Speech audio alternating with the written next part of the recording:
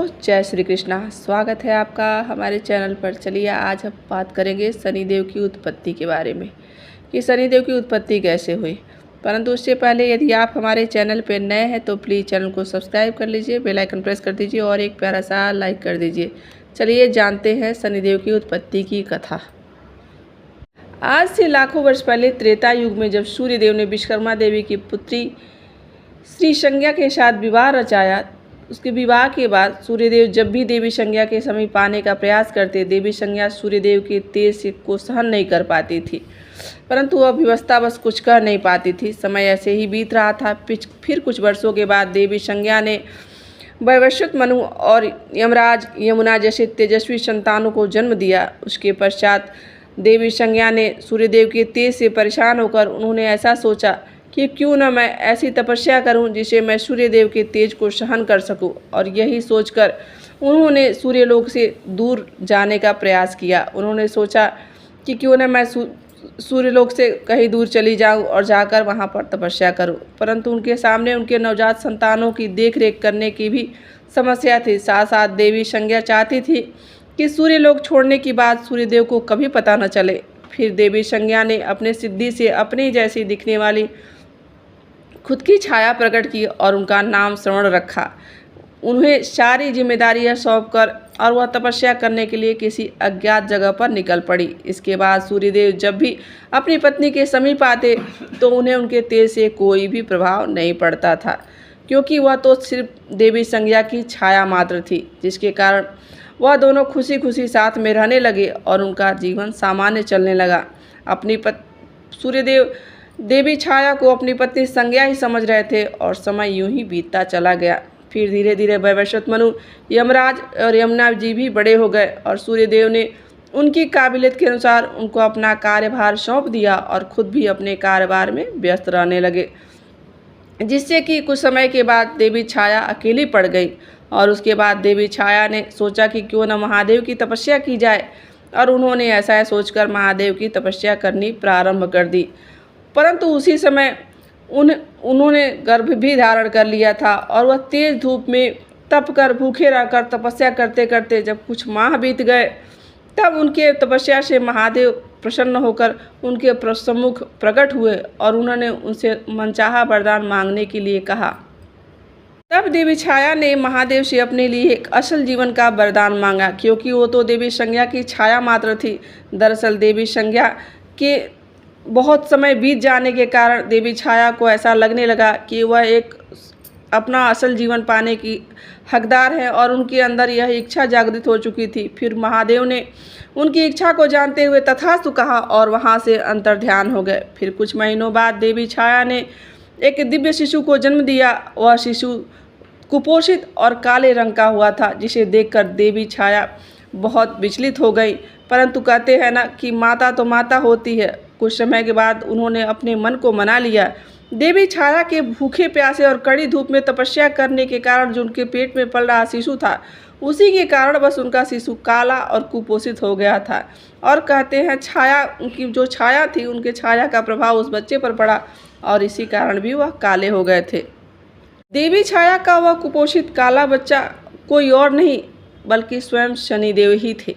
फिर देवी छाया शनिदेव का लालन पालन यूं ही करती रही और एक दिन सूर्यदेव सूर्यलोक में स्थित अपने महल में जब अपनी पत्नी से मिलने आए, जहां उनकी पत्नी ने उन्हें पुत्र शनिदेव से मिलवाया और अपने पुत्र शनिदेव को सूर्यदेव की गोद में रख दिया। जैसे ही सूर्यदेव की नज़र पुत्र शनि पर पड़ी, वह पूरी तरह से हैरान हो गए और क्रोधित भी हुए। फिर उन्होंने अपने पुत्र शनिदेव को छाया की गोद में वापस रखते हुए कहा कि यह मेरा पुत्र कदापि नहीं हो सकता, क्योंकि इसके कोई भी गुण मुझसे नहीं मिलते हैं। ना यह मेरी तरह तेजस्वी है और ना ही मेरी तरह स्वस्थ है। यह किसी भी प्रकार से मेरा पुत्र जान नहीं पड़ता है।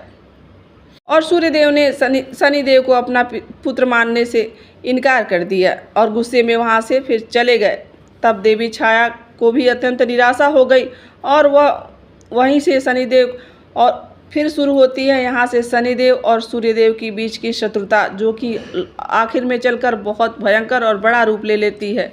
सूर्यदेव ने अब अपनी पत्नी छाया से दूरी बना लिया था। फिर समय बीतने के अनुसार शनिदेव अब थोड़े बड़े हो चुके थे और अकेली पड़ चुकी छाया का एकमात्र सहारा भी बन चुके थे। शनिदेव अपने जन्म के साथ ही कुछ ऐसी शक्तियाँ लेकर जन्म लिए थे, जिसका एकमात्र कारण यह था कि उनके गर्भ के समय जो देवी छाया ने महादेव की तपस्या की थी, उस तपस्या का प्रभाव इतना प्रबल था कि शनिदेव जन्म से ही इतने ताकतवर थे कि उनके सामने कोई भी देवी देवता उनके सामने जल्दी उनसे युद्ध करने के लिए तैयार नहीं होता था। शनिदेव बचपन से ही ताकतवर के साथ साथ थोड़े गुस्सैल और शरारती भी थे। बेहद कम उम्र होने के बावजूद भी उन्होंने कई गंधर्वों को युद्ध में परास्त किया था और यहाँ तक कि देवता भी उनसे लड़ना नहीं चाहते थे। शनिदेव के बचपन से ही इतने कठोर बन जाने के पीछे उनके पिता सूर्यदेव के प्रति उनके मन में पल रहा क्रोध था, जो समय के साथ साथ और भी प्रबल होता चला गया। शनिदेव का एकमात्र यही लक्ष्य था कि वह किसी प्रकार से सूर्यदेव से ज़्यादा शक्तिशाली बनकर उनके घमंड को चकनाचूर कर सके। फिर समय जैसे जैसे बीतता गया, शनिदेव के अंदर सूर्यदेव के प्रति क्रोध और घृणा और भी ज़्यादा बढ़ती गई। इसी प्रकार शनिदेव अब युवावस्था को प्राप्त कर चुके थे। फिर देवी छाया ने सोचा कि शनिदेव के क्रोध को शांत करने के लिए क्यों न उनका विवाह कर दिया जाए।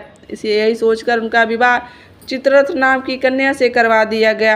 फिर परम तेजस्विनी और साध्विक प्रवृत्ति की थी चित्ररथ। विवाह के बाद शनिदेव सचमुच शांत हो गए थे और एक बार शनिदेव अपने ध्यान मुद्रा में बैठे हुए थे, तब उनकी पत्नी चित्ररथ ने शनिदेव के सम्मुख पुत्र प्राप्ति की इच्छा व्यक्त की, जिसका शनिदेव ने कोई उत्तर नहीं दिया। तमाम बात करने के बाद भी जब शनिदेव ने चित्ररथ की बात पर ध्यान नहीं दिया, तब उन्होंने अपने आप को अपमानजनक महसूस किया और फिर देवी चित्ररथ ने क्रोध में आकर शनिदेव को श्राप दे दिया कि आप जिसकी तरफ भी नज़र उठाकर देखेंगी वह उसकी तबाही निश्चित है। यानी देवी चित्ररथ ने शनिदेव को ही कुदृष्टि का श्राप दे दिया था कि आपकी दृष्टि कुदृष्टि हो जाएगी। जब शनिदेव अपनी ध्यान मुद्रा से उठे तो उन्हें अपनी भूल का आभास हुआ और उन्होंने अपनी पत्नी को मनाने का बेहद प्रयास किया, जिसके बाद देवी चित्ररथ ने अपनी गलती का एहसास हुआ और परंतु वह कुछ कर नहीं सकती थी, क्योंकि उनका श्राप निष्फल तो हो नहीं सकता था। इस घटना के बाद से शनिदेव अपना सिर नीचे करके चलने लगे थे। यह बात जब पूरे ब्रह्मांड में तेजी से फैल गई और यह बात असुरों के गुरु शुक्राचार्य को पता चली, जिसके बाद वह असुरों के सेनापति राहु के साथ शनिदेव के सम्मुख प्रकट हुए और शनिदेव से इस श्राप को अपनी शक्ति बनाकर देवताओं के खिलाफ इसका उपयोग करने की सलाह दी, जिसके बाद शनिदेव ने शुक्राचार्य को खुद के स्वार्थ के लिए दूसरों का इस्तेमाल न करने की सलाह देते हुए साफ मना कर दिया और शुक्राचार्य समेत राहु को वापस भेज दिया। इस बीच देवी संज्ञा पृथ्वी पर सूर्यदेव के तेज को झेलने योग्य बनकर जब सूर्यलोक को वापस लौटी, फिर उन्हें अपने पीछे हुए जितने भी घटनाक्रम थी उन सब के बारे में उनको पता चला, जिसके बाद से वे देवी छाया पर अत्यंत क्रोधित हुई और उन्होंने सूर्यदेव को सब कुछ सच सच बता दिया। जिसके बाद सूर्यदेव ने देवी संज्ञा के ऊपर बहुत क्रोध किया। इसके साथ ही उन्होंने देवी छाया और शनिदेव को सूर्यलोक से बाहर निष्कासित कर दिया। इतना अपमान के बाद जब शनिदेव और माता छाया पृथ्वी की ओर चल पड़े तो वह एक घने और सुंदर वन में पहुंच गए और वहां पर वह निवास करने लगे। कुछ समय बीतने के बाद शनिदेव की मित्रता वहां के कागराज से हुई और इस बेहद खूबसूरत वन में शनिदेव माता छाया के संग संग खुशी खुशी रह रहे थे। फिर कुछ समय बीतता गया और कुछ वर्षों के बाद जब सूर्यदेव को शनिदेव के इस निवास स्थान का पता चलता है, जिसके बाद शनिदेव को जान के दुश्मन बन बैठे थे सूर्यदेव और उनके शनिदेव के निवास पर सूर्यदेव ने अपनी मायावी तेज से आग लगा दी, जिसके बाद देवी छाया तो एक परछाई होने का कारण उस आग से बचकर बाहर निकल आई थी, लेकिन शनिदेव उस मायावी आग की चपेट में बुरी तरह से फंस जाते हैं और फिर देवी छाया मदद की गुहार लगाने लगती है। तभी अचानक से वह कागराज वन के ऊपर से आकर शनिदेव के अपने पंजों में जकड़कर और काफ़ी दूर अपने कागलोक में लेकर चला जाता है, जहाँ कागराज की जो माता रहती हैं वह शनिदेव को अपने पुत्रवत प्रेम करती हैं, अपने पुत्र के समान ध्यान देती हैं और फिर सबको वहाँ पर कागलोक में रहने के विनती करती हैं। जिसके बाद शनिदेव इस बात पे सहमत हो जाते हैं कि वह माता छाया के साथ उस कागलोक में रहने लगते हैं। फिर कुछ समय व्यतीत होता है और एक दिन इस बात को इंद्रदेव को पता चल जाती है, जिसके बाद इंद्रदेव और कागराज की शनिदेव और कागराज की अनुपस्थिति में इंद्रदेव भी कागलोक पर हमला कर देते हैं, जिसके फलस्वरूप तमाम काग समेत जो कागराज की माता होती है उनकी मृत्यु हो जाती है। और फिर जब यह बात शनिदेव को और कागराज को पता चलती है तो वह दोनों अत्यंत क्रोधित हो उठते हैं और शनिदेव आग बबूला होते हुए अपनी ताकत जो रहती है, जो उसको उन्होंने शांत कर रखा है, उसको जगाते हुए उस ताकत का कुछ हिस्सा कागराज को दे देते हैं और उस कागराज पर सवार होकर स्वर्गलोक की तरफ प्रस्थान कर बैठते हैं। और यहाँ स्वर्गलोक पर इंद्रदेव अपने सभी देवताओं के साथ में वहाँ पर जो नृत्य और सोमरस का आनंद उठा रहे होते हैं, तभी उन्हें दूर से बेहद जोरदार गर्जना भरता हुआ तीव्र गति से सामना आता हुआ काल के समान काग और उनके ऊपर सवार शनिदेव उन्हें दिखाई देते हैं। स्वर्गलोक में जैसे भगदड़ सी मच जाती है और देवता युद्ध के लिए अपने अस्त्र शस्त्र तैयार करने लगते हैं, लेकिन शनिदेव के स्वर्ग पर कदम रखते ही और उनकी तिरछी नज़र पड़ते ही वहाँ पर सब शक्तिविहीन हो जाते हैं और वहाँ पर सब अस्त व्यस्त और सब कुछ जलकर खाक हो जाता है। शनिदेव अपनी आंखों की तेज रोशनी से उन पर प्रहार कर उन्हें फर्श पर पटक देते हैं और उसके पश्चात इंद्रदेव समेत सभी देवता शनिदेव के सामने इतने कमज़ोर हो चुके थे कि वे अपने अस्त्र शस्त्र भी नहीं उठा पाते हैं।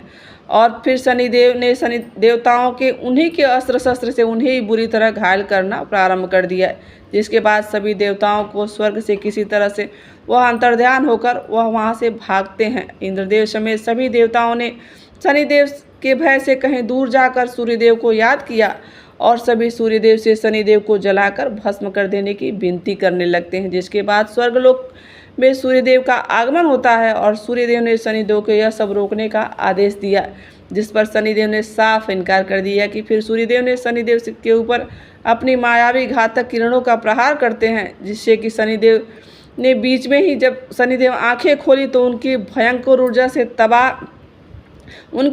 ऊर्जा से तबाह होकर सूर्यदेव के ऊपर जब शनिदेव अपनी कुदृष्टि डालते हैं तो सूर्यदेव भी बिल्कुल ठंडे और काले पड़ जाते हैं, जिसके फलस्वरूप पूरे आकाश गंगा की रोशनी ही विलुप्त हो जाती है। हर जगह सिर्फ अंधेरा अंधेरा छा जाता है, जिसके बाद सूर्यदेव को भी स्वर्ग छोड़कर भागना पड़ता है। फिर सभी देवता अपने बचे खुची जो शक्तियाँ रहते हैं उन्हें वह समेट कर और वह किसी प्रकार से पृथ्वी पर स्थित कैलाश पर्वत पर भगवान महादेव के सम्मुख आकर अब उनसे विनती करने लगते हैं कि हे महादेव, आप हमारी रक्षा करिए। जब महादेव को सभी देवताओं की करतूत की पता चलती है तब उनको फटकार लगाते हैं और फिर से स्वर्ग समेत देवताओं की शक्तियों को वापस दिलाने का महादेव उन्हें भरोसा दिलाते हैं। महादेव ने अपने कुछ गणों की टुकड़ियों को देवताओं के साथ स्वर्गलोक रवाना किया, जिसके बाद स्वर्गलोक पहुँचते ही देवताओं ने शनिदेव को युद्ध के लिए फिर से ललकारना प्रारंभ कर दिया, जिसके बाद शनिदेव के लिए देवताओं और शिवगणों के आगे उपस्थित हुए और फिर शिवगणों सारे देवताओं मिलकर सभी शनिदेव के ऊपर टूट पड़ते हैं, परंतु शनिदेव शिवगणों का प्रयोग करने के पश्चात भी वह कोई भी उनसे जीत नहीं पाता है। शिवगण भी शक्तिहीन हो जाते हैं और जिसके बाद वह सभी जमीन पर गिर पड़ते हैं। फिर शनिदेव ने अपने कुदृष्टि से सूर्यदेव इंद्रदेव को वहीं मूर्छित कर दिया और यह देखकर बाकी जो देवता थे वह सब वहाँ से भागकर अंतर्ध्यान होकर वापस भगवान शंकर के चरणों में आकर गिर जाते हैं और शनिदेव इंद्रदेव से उनका राज मुकुट छीन लेते हैं और अपने पास रख लेते हैं और फिर इंद्रदेव समेत सूर्यदेव को स्वर्ग में ही बंदी बनाकर बंदी गृह में डाल दिया जाता है। और यहाँ अग्निदेव और वरुणदेव जो अन्य देवता रहते हैं वह महादेव के पास कैलाश पर आते हैं और महादेव को सारी बात बताते हुए कहते हैं कि हे महादेव, आप स्वयं चलकर शनिदेव को समाप्त कर दीजिए। महादेव कैलाश से अंतर्ध्यान होकर और देवता के देखते देख वह स्वर्ग को पहुंच जाते हैं। शनिदेव पूरी तरह से अपना आधिपत्य स्वर्ग पर जमा कर बैठ चुके हैं और इधर इंद्रदेव समेत जो सूर्यदेव जिनको उन्होंने पकड़ कर रखा है उनको दंड देने की तैयारी प्रारंभ हो चुकी है। अचानक स्वर्गलोक में एक सैलाब सा आ जाता है और पूरा स्वर्गलोक थर्रा उठता है। फिर आगमन होता है देवों के देव महादेव का, जिसके बाद महादेव ने शनिदेव को यह सब रोकने का आदेश दिया, पर शनिदेव ने अपना सिर झुकाते हुए ही इनकार कर दिया। फिर महादेव ने शनिदेव को युद्ध करने के लिए कहा, जिसके बाद शनिदेव अपने सम्मुख इतनी बड़ी शक्ति देखकर घबरा गए और जल्दीबाजी कर बैठे। शनिदेव ने सीधा अपनी कुदृष्टि महादेव पर ही डाल दी, जिसके जवाब में महादेव ने अपने तीसरे नेत्र को शनिदेव की तरफ थोड़ा सा ही खोला, जिसके फलस्वरूप महादेव के तीसरे नेत्र से जो ऊर्जा निकली उससे शनिदेव के शरीर बीच में से ही फट गया और वह बुरी तरह से घायल हो गए।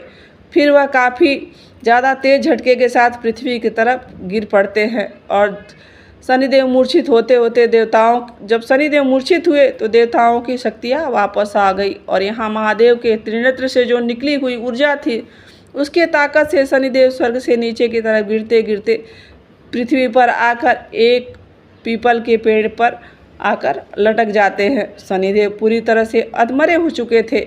ऐसा लगता था कि जैसे वह मर चुके हों, अब बचेंगे ही नहीं, उन्हें होश ही नहीं आएगा। फिर उन्हें महादेव के शक्ति का एहसास होता है, जिसके बाद शनिदेव महादेव से काफ़ी ज़्यादा प्रभावित होते हैं और उन्हें ही अपना गुरु मानते हुए पीपल के उसी वृक्ष पर जिस स्थिति में रहते हैं उसी स्थिति में महादेव की तपस्या में लीन हो जाते हैं। उस समय शनिदेव में भी इतनी भी ताकत नहीं बची रहती है कि वो थोड़ा सा भी हिल डुल सके। काफ़ी वर्षों तक पीपल के पेड़ पर उसी स्थिति में वह भगवान शंकर की घोर तपस्या करते रहते हैं, जिससे महादेव शनिदेव पर काफ़ी प्रभावित होते हैं और प्रसन्न हो जाते हैं। महादेव शनिदेव की क्षमता और साहस से तो पहले ही काफ़ी प्रभावित थे, इसलिए उन्होंने शनिदेव को पीपल के पेड़ से अंतर्ध्यान कर सीधे अंतरिक्ष में लाकर खड़ा कर दिया और पहले जैसे स्वस्थ भी बना दिया। साथ ही महादेव ने शनिदेव को एक दिव्य त्रिशूल भी भेंट किया, जिसके बाद महादेव ने शनिदेव को एक लोक भी भेंट किया, जिसे शनि लोक के नाम से जाना जाता है। और आखिर में महादेव ने समस्त ब्रह्मांड के देवी देवताओं की मौजूदगी में शनिदेव को संपूर्ण ब्रह्मांड का न्यायाधीश घोषित किया, यानी कि वह सभी देवताओं और के न्यायकर्ता होंगे। और यह देख सूर्यदेव समेत सभी देवताओं को शनिदेव के साथ किए गए क्रूरता को लेकर अपनी गलती का एहसास होता है और वह सभी इसका पश्चाताप करते हैं। सूर्यदेव भी अब पृथ्वी पर जाकर देवी छाया को सूर्यलोक वापस लेकर आते हैं और फिर सभी साथ में खुशी खुशी रहने लगते हैं। तो दोस्तों, यह थी शनिदेव की उत्पत्ति की कथा। आशा करते हैं कि आपको आज की वीडियो अच्छी लगी होगी और यहाँ तक बने रहने के लिए आप सभी का दिल से आभार। मिलते हैं किसी ऐसी ही कथा, कहानी और जानकारी के साथ। आज के लिए बस इतना ही। राधे राधे। जय श्री कृष्णा। जय शनिदेव।